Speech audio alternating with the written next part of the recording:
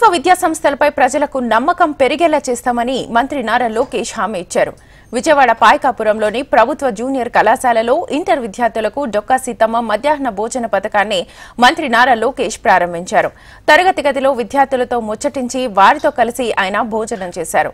AP వ్యాప్తంగా KG నుంచి PG వరకు ప్రభుత్వ విద్యా సంస్థలను బలోపేతం చేయడమే లక్ష్యంగా పనిచేస్తున్నామని, ప్రైవేటుకు దీటుగా ప్రభుత్వ పాఠశాలలు ఎలా పనిచేయాలనే దిశగా చర్యలు చేపడుతున్నట్లుగా మంత్రి నారా లోకేష్ వెల్లడించారు.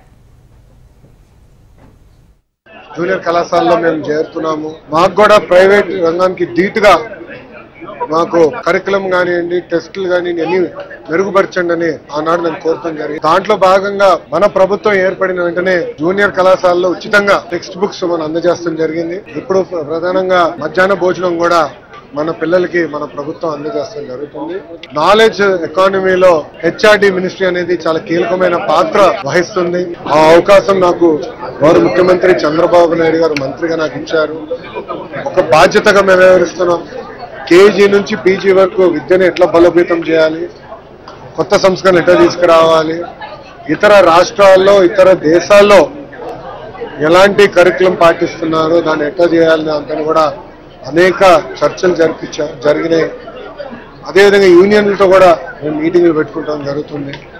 గత ప్రభుత్వం లాగా ఏకపక్ష నిర్ణయాలు మేము తీసుకోవట్లేదు.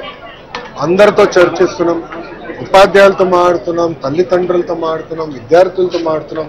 వాళ్ళకి ఏం కావాలో తెలుసుకున్న తర్వాతనే నిర్ణయాలు తీసుకుంటాం జరుగుతుంది. గత 6 నెలలుగా మీరు కూడా చూశారు. నేను ఇక్కడ ఫీల్డ్కి వెళ్తే కూడా సర్ప్రైజ్ విజిట్స్ గా ప్రభుత్వ పాఠశాలలు కానివ్వండి, అటు లైబ్రరీలు కానివ్వండి వెళ్తాం జరుగుతుంది.